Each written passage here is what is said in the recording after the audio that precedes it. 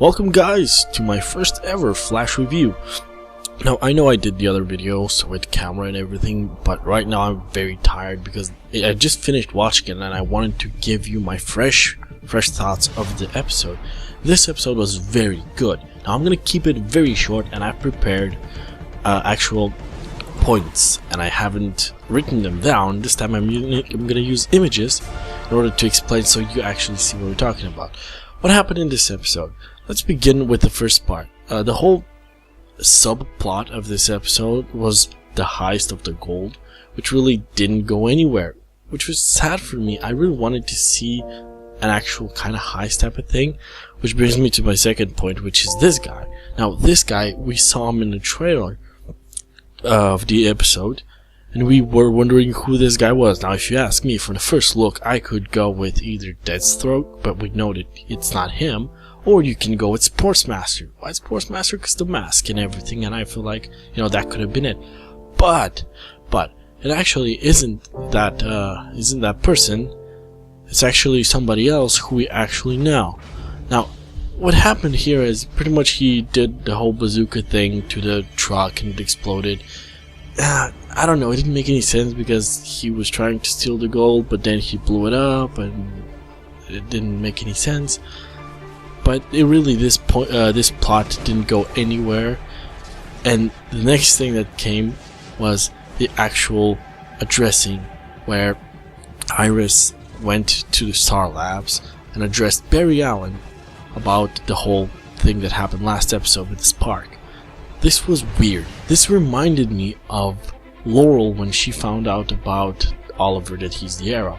It was pretty much the same thing, except instead of crying. Now I'm a Laurel supporter. I don't hate Laurel. I actually like Laurel, and I did like her arc. But I feel like this was done better. And then again, they have learned their lessons from before, and they are handling it better than they did on Arrow. Here, actually, Iris isn't hurt as much as she is disappointed, and that's the thing that she said in the show. And Barry keeps saying the same thing. He's like, I know, I wanted to tell you, but I couldn't tell you, which is, again, is understandable. But the thing that I didn't get is, why do they keep doing this? Now, later in the episode, she was still part of the team. She was part of the team. It's the same thing happening with Laurel that happened. She became part of the team. Now is Iris gonna be part of the team? Why is every show on CW that is a superhero show has to bring up every love interest into the fold and turn them into characters that help you fight criminals? She even said it herself, which might be the next point if I'm... No, actually the next point is there. But at one point she actually brought up saying that she would like to help them capture everyone they fought for and, you know, help them bring justice. Which is still kind of weird because you're not really going to help fighting metahumans. I get it if you're in Starling City, you know, fighting normal guys is kind of right, but this is actual metahumans where you can't really help much and you're putting yourself in danger. It's pretty much what everybody kept telling her. I guess she didn't care, like Laurel. Anyways, next point is that was actually pretty interesting, was the addressing of the Thawns. I guess this is how you can say it. Eddie keep asking Eobard. I'm gonna call him Eobard because there's no point of calling him Harrison Wells. Eddie addressed Eobard and kept asking him about, you know, you're lying, you're not saying the truth.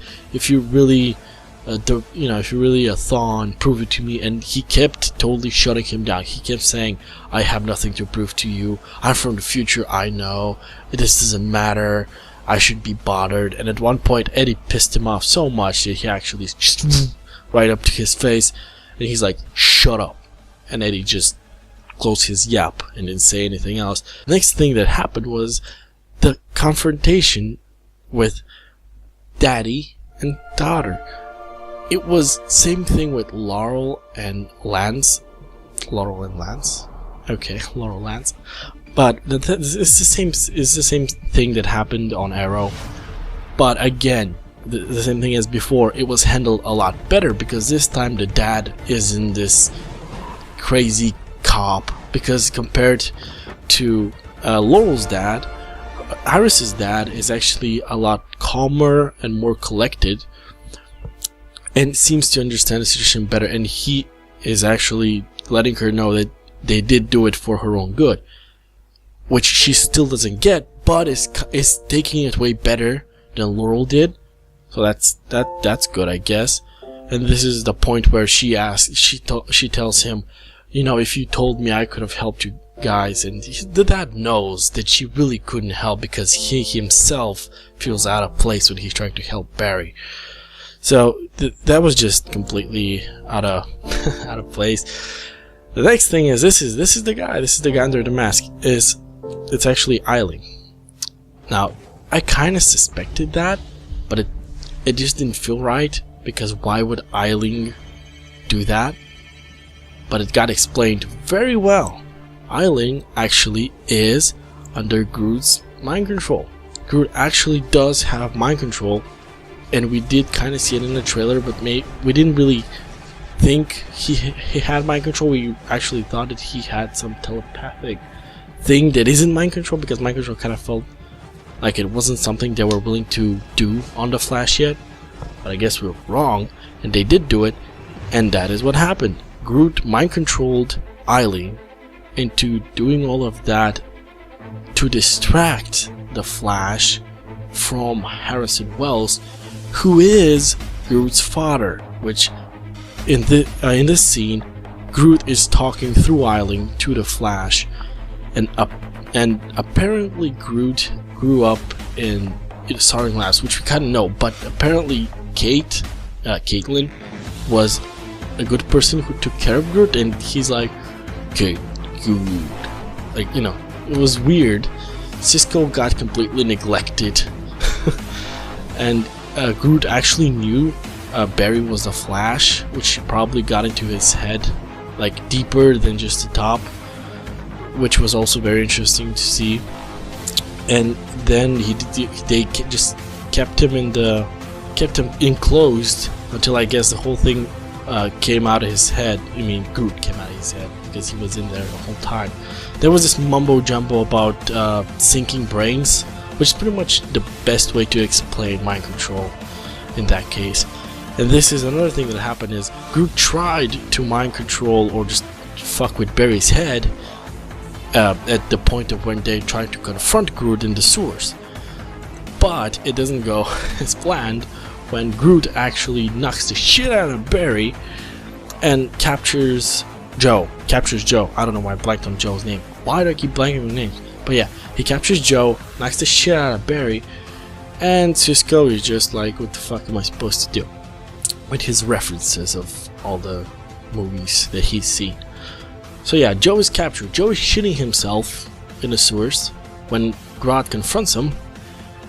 It was a scene that was done, I'm not gonna say in a mediocre way, but it wasn't on par with most of the stuff that was on the episode, because it just the performance Joe gave really didn't live up to it. I expected him to actually, I mean I get it, you're not really acting as if somebody's in front of you, but he was just like all these noises and all these weird things that he was doing.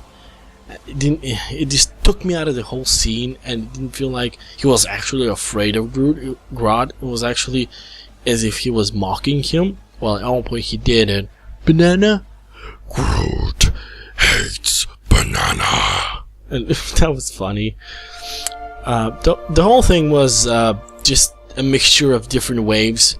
Groot was trying to be... Why I keep saying Groot? Grodd was trying to be serious, where Joe was making these silly things, which absolutely took me out of the scene. With the whole... Look at him. It seems like Joe is actually laughing, where Grodd is like, I'm gonna fucking kill you. In which case he didn't, which was weird. He had the gun to Joe's head, but he didn't kill him. Maybe because he didn't have a grudge against him.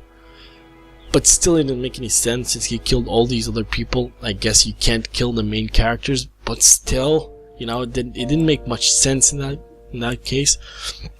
Now, the next thing that happened was Eddie kept asking these questions, And Eobard just was like, fuck it, you know what?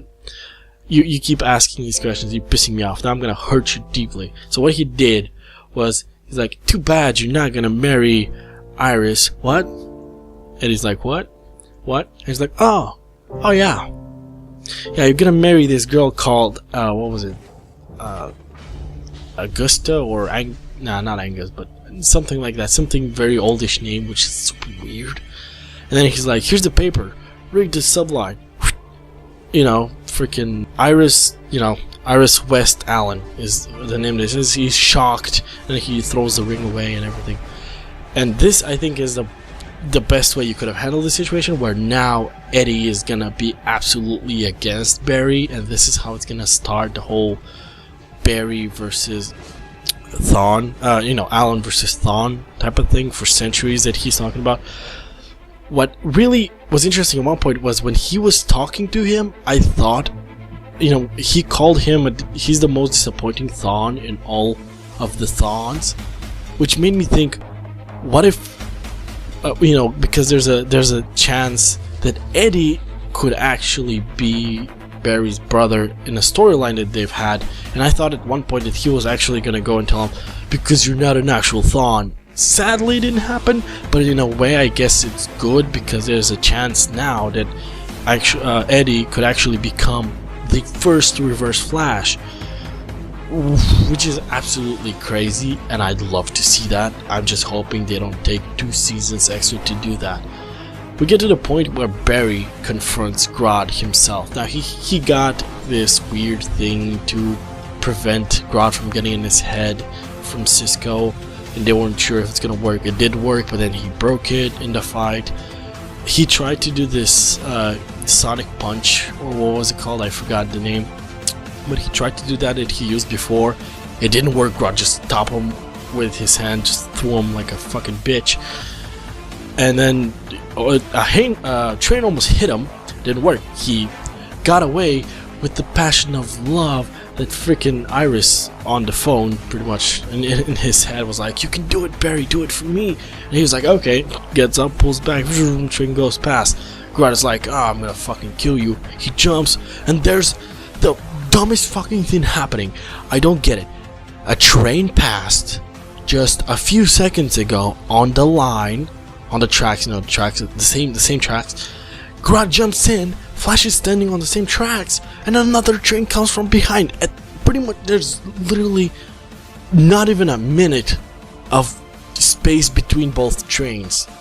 How are you gonna stop these trains? They're going the same. I guess maybe if in further there's like a separation or something, but that is just insane. I thought trains had bigger freaking separation in between. That is crazy. But that's the thing that was like, what? Another train so fast? Other than that, I just want to point out that Grodd's appearance for TV, you know, CW type of budget. My God, that CGI was just fantastic. Like, you can pretty much put it like the CGI was better than the Hulk, the first Hulk movie that we got in 2003, was it? The whole green rubber man. It was 10 times better than that. It was crazy. It was so weird. Again, they had to do the whole lighting thing. They had to put him in certain places, but it's still fun. There's situations where he jumped out of, like in the next picture, I think was it. Yeah, he literally, like, he climbs on this building and he jumps, and then the credits roll, which was weird because why do that? You know, like, what's the point? He was literally climbing a building. There's nothing in front of him. There's like a street and a building super far away. So he climbs this building, he turns around, and he jumps midair just to roll the credits. I guess fan service in a way, but still doesn't make much sense. Kind of took me out of it. Again, these are nitpicking things, but are still things, you know, that I noticed. And the last thing that happened was this thing. Now, this thing we saw in the trailer, we were wondering what it was. So this is the power cell that activates the particle accelerator again, which we've seen in the Endgame trailer, was it? If you haven't seen it, that's what happens. So they reactivate the whole thing, and he says in the end, you know, that this is the way he's gonna go home. So guessing that now in the next following few episodes, the next episode itself, maybe he will try to get enough power to go home, and that's how Barry's gonna try and stop him. Maybe Eobard will go back in time and change something, and Barry will notice or something changing in the current time, and that is where he has to go in time and stop and prevent that. Whew, that's a lot of freaking what ifs, you know. But this episode itself is just, it was a pretty solid episode. It had pretty weird moments at times. It felt like out of place, like the Eddie and Eobard thing. Felt like it wasn't developed enough. Although it had great moments, it still felt like it didn't get enough time.